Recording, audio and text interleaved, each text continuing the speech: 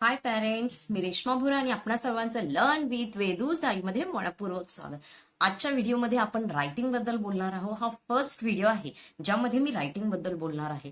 आपण how to read and write ह्या playlist मध्ये जे पण काही आतापर्यंत शिकलो आपण साईट वर्ड पर्यंत येऊन पोहोचलो आहोत. तर मला असं वाटलं की मी तुम्हाला रायटिंग बद्दलही काही टिप्स द्याव्या.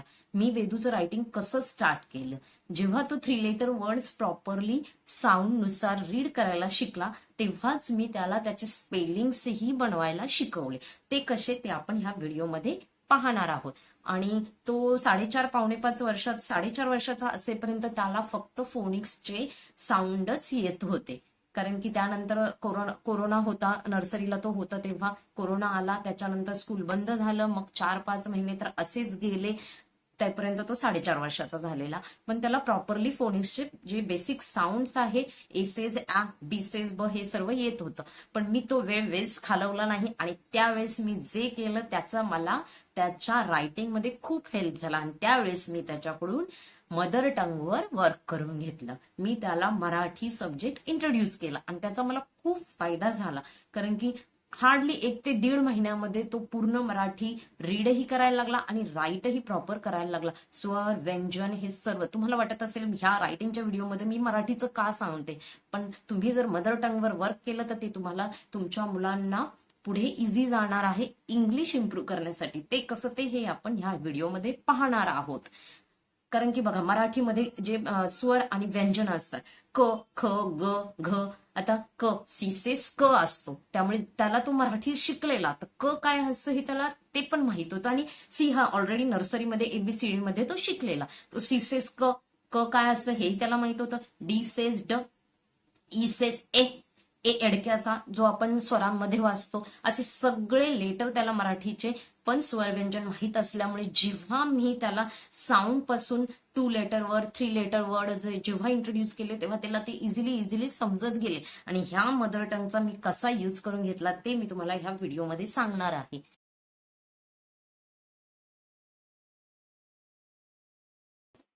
मराठीमध्ये जसे स्वर आणि व्यंजन वापरून जी बाराखडी तयार केली जाते त्याच्या बेसिसवरच मुलं राईट करायला शिकतात.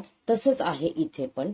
तुम्हाला इंग्लिशमध्ये जे स्वर आहेत म्हणजेच वॉवेल, AEIOU, हा जो मी चार्ट बनवला आहे तो ह्या वॉवेलच्याच अवतीभोवती आहे. आणि तेच तुम्हाला फक्त करून घेतलं तुम्ही का तुमची मुलं स्पेलिंग व्यवस्थित राईट करणार आहे. रीड तर करणारच आहे, कारण का आपण कॉन्सोनंट वॉवेल ब्लेंड करून घेताना त्यांच्याकडून ते करून घेतलेलं आहे. फक्त आता मुलाला तुम्हाला हे समजून सांगायचे, तेव्हा आपण काय शिकवलेलं त्याला, ब, ॲ, बॅ. त्याला हा बॅ हा साऊंड त्यावेळेस आपण शिकवलेला. आणि आता त्याला आपल्याला काय सांगायचंय की जेव्हा बॅ हा साऊंड प्रोड्यूस होईल तेव्हा तुला काय लिहायचंय, ब, ॲ, बॅ. तुम्हाला हे एक एक रो घ्यायचा आहे. कन्फ्यूज करू नका मुलांना, पण सगळं एकदम घेऊ नका. पहिली एकच लाईन घ्या. ए वॉवेलला वापरून जे काही ही पूर्ण रो आहे, बॅ पासून झॅपर्यंत ही करून घ्यायची आहे. इझिली करतील मुलं. तर मुलांना तुम्हाला काय समजून सांगायचंय, जेव्हा बॅ हा साऊंड आपण प्रोड्यूस करतो तेव्हा आपल्याला लिहायचं काय, बी, बॅ. मग तुम्ही प्रॅक्टिस कशी करून घेणार मुलांना, बॅ, कॅ, डॅ, फॅ असं तुम्हाला लिहून द्यायचंय मराठीमध्ये, जर तुमच्या मुलाला मराठी येत असेल प्रॉपर तर. नाहीतर तुम्ही ओरलीच साऊंड सांगा बॅ, मग मुलाला समजलं पाहिजे की जेव्हा बॅ बोलतो तेव्हा BA लिहायचं असतं. कॅ बोलल्यावर काय लिहिणार, क साठी काय असतो, सी सेज क, मग सी लिहायचा. आणि ॲ म्हटल्यावर काय लिहितो आपण, ए. तसंच डॅ, जर त्याला मराठी येत असेल तर तुम्ही मराठी साऊंड इकडे ह्या बाजूला लिहून द्या, नसले तर तुम्ही ओरलीच बोला. डॅ, डॅ मध्ये डॅ कसा बनलेला आहे, ड, ॲ, डॅ. मग ड साठी काय असतं, डी सेज ड, ड. आणि ॲ साठी ए. इझी आहे. फॅ, फॅ म्हटल्यावर एफ सेज फ, एफ. आणि ॲ साठी ए, गॅ. जी सेज ग, अँड ए, ॲ साठी ए. असं तुम्हाला पहिलं एकच रो करून घ्या. ए वॉवेलला यूज करून आपण थोडक्यात जी बाराखडीची प्रोसेस असते मराठी तसंच आहे इंग्लिशमध्ये पण. AEIOU या 5 लेटरला यूज करून तुम्हाला हे सगळं करून घ्यायचंय. बॅ, ब ॲ ब्या क ॲ क्या ड ॲ डॅ फ ॲ फॅ ग ॲ ग्या. म्हणजे त्यांना जेव्हा ब्या बोलणार आहे तेव्हा बी ए लेटर लिहायचं आहे, त्यांना समजलं पाहिजे. क्या बोलणार तेव्हा सी सेज क, ए सेज ॲ. तसंच ई वॉवेलच्या वेळेसही ते तसंच करणार आहे. बे, बे हे कसं बनलेलं आहे, ब ए बे. मग ब म्हणजे काय, बी. बे के डे. बे, बे कसं बनलेलं आहे, ब आणि ए ने बनलेलं आहे. मग ब साठी काय, बी. ए, जेव्हा साऊंड आपण प्रोड्यूस करतो तेव्हा ई लिहितो. ब ए बे, बी ई बे. के, के ई के. डे, डी ई डे. आणि एकदा त्यांना समजलं का ते इझिली लिहिणार आहे. काहीही द्या तुम्ही. आता फे दिलंय तर त्यांना जर त्यांच्या माइंडमध्ये हे प्रॉपर बसलं असेल की फ म्हणजे एफ असतो, मग ते एफ लिहिणार आणि ए फे, एफ ई फे. तसंच तुम्हाला बी आय वॉवेलचं पण करून घ्यायचंय. ब ई बी, ब ई बी, बी आय बी. कोणत्याही पद्धतीने तुम्ही सांगा. बी आय बी, डी आय डी, एफ आय फी, जी आय जी, एच आय ही. असंही जरी तुमच्या मुलाला जर त्या पद्धतीने समजत नसेल तर तुम्ही ह्या पद्धतीने सांगू शकता. बी ई बे, D E day, F E फे, जी ई गे, एच ई हे. तसंच इथे जर मुलाला ब ओ, बी सेज ब, ओ सेज ऑ असं समजलं तर बेटरच आहे. नसेल समजत तर डायरेक्ट बी ओ बॉ, सी ओ कॉ, डी ओ डॉ. म्हणजे जेव्हा डॉ साऊंड प्रोड्यूस होणार आहे तेव्हा त्याला काय लिहायचंय, डॉ. फॉ साऊंड प्रोड्यूस होणार तेव्हा एफ ओ, ऑ, फॉ, ऑ, ओ सेज ऑ. आणि फ साठी एफ, फॉ. लॉ, मॉ, ड. बघा आता लॉ, एल सेज ल, एल ओ लॉ. मॉ, एम ओ मॉ, डी ओ डॉ. सेम यू वॉवेलचं पण तुम्हाला घ्यायचं आहे. मी हा पूर्ण चार्ट तुम्हाला देईल, तुम्ही स्क्रीनशॉट काढून घ्या त्याचा. ब युसेज अ.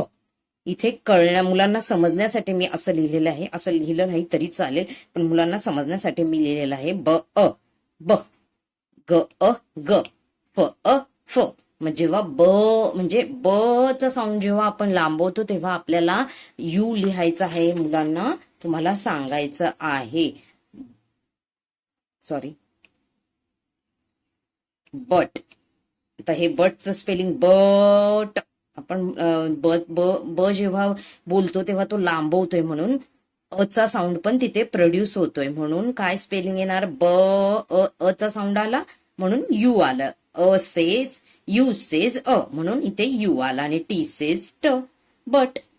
Cut cut cut cut cut बोलताना बघा अचा साऊंड प्रोड्यूस होतोय म्हणून सी सेज क, you says a, T says ट, कट. आता ह्या बेसिसवर हे 5 वॉवेलचे जे साऊंड्स आहेत आणि त्याला यूज करून ही जे रो मी क्रिएट केलेल्या आहेत, तुम्हाला त्याचे स्क्रीनशॉट काढायचे आणि प्रॉपरली एक एक रो मुलांकडून करून घ्यायचे. आणि ते झाल्यावर मुलं बघा कसे इझिली स्पेलिंग लिहिणार आहे. ज्याला बॅला इंग्लिशमध्ये काय लिहायचं ते माहित असेल ते बॅ, बी ए बॅ, ड, डी सेज ड, बॅग, बी ए बॅ ग, जी सेज ग. जॅम, जे ए जॅ, एम सेज म. सॅड, एस ए सॅ, डी सेज ड. पेट, प ई पे, ट, पेट. डेन, डी सेज ड, ए सेज ई, एन. जर मुलांना डायरेक्ट समजत नसेल डे डी ई लिहायचं तर एक एक सुरुवातीला तुम्ही सांगू शकता डी सेज ड, A says E and then N. पण जर येत असेल तर त्यांना लिहू द्या ले, एल ई ले, जी सेज ग. वे, डब्ल्यू ई वे, टी सेज ट. बिन, बिन, बी म्हटलं मुलांना लगेच समजलं पाहिजे. B I B, N says न. निब, एन आय नी, बी सेज ब, एच आय ही, टी सेज ट. नंतर ही त्यांना बोलायचीही गरज नाही. एच आय ही आणि टी सेज ट एवढ्या इझिली ते स्पेलिंग बनवणार आहे. वी, व्ही म्हटल्यावर त्यांच्या माइंडमध्ये लगेच क्लिक होणार आहे आपल्याला WI बोलायचंय आणि G साठी ग असतो, त्यामुळे ते नंतर बोलणार नाही. जॉ ऑ जॉ जॉ. ज्या मुलाला माहिती आहे JO जॉ असतं तो डायरेक्ट जॉ लिहिणार इथे JO आणि B साठी B, त्यामुळे तो बोलायची गरज नंतर लागणार नाही तुम्हाला. कॉट CO कॉट, पॉ PO पॉट, MO मॉट, सॉरी मॉप, मग मग बघा अ साऊंड प्रोड्यूस होतोय म्हणून यू लिहायला लागणार आहे. मग MUG MU ग जी सेज ग. टब यू साऊंड प्रोड्यूस होतोय म्हणून यू लिहायचं ब. मड ड. ग जग. जर तुम्ही हे कॉन्सोनंट व्होवेल ब्लेंड पहिले करून घेतले तर मुलांना इझिली रीड करता येणार आहे. आणि त्यानंतर रायटिंगच्या वेळेस तुम्हाला हे 5 ज्या रो आहेत त्या प्रॉपरली मुलांच्या करून घ्यायच्या आहेत. त्या जर तुम्ही करून घेतल्या व्यवस्थित तर ते इझिली स्पेलिंग राईट करणार आहे. काही एक्सेप्शन असतात तर तेवढे फक्त मुलांना करावे लागतील, नाहीतर ह्या रूलनुसार मुलं इझिली स्पेलिंग राईट करणार आहे. माझा स्वतःचा मुलगा इझिली ह्याच रूलने राईट करतो स्पेलिंग. तो एकही स्पेलिंग बाय हार्ट करत नाही. डिक्टेशनची एक्झाम असते तेव्हा 30 वर्ड्स त्यांना डिक्टेशनसाठी दिले जातात स्कूलमधून, त्यातले 15 to 20 स्पेलिंग येतात. पण वेदू एकही स्पेलिंग बाय हार्ट करत नाही की 10 times 5 times लिहित नाही. तो फोनिटिकली एकदाच रीड करतो, त्यानंतर मी त्याला नंतर जर ती स्पेलिंग सांगितली लिहायला तर तो इझिली स्पेलिंग बनवून लिहितो. तुमची ही मुलं लिहितील. थोडासा तुमचा टाइम इन्व्हेस्ट करा आणि जर व्हिडिओ आवडला असेल तर चॅनलला लाईक शेअर सबस्क्राईब करा. Okay, thank you.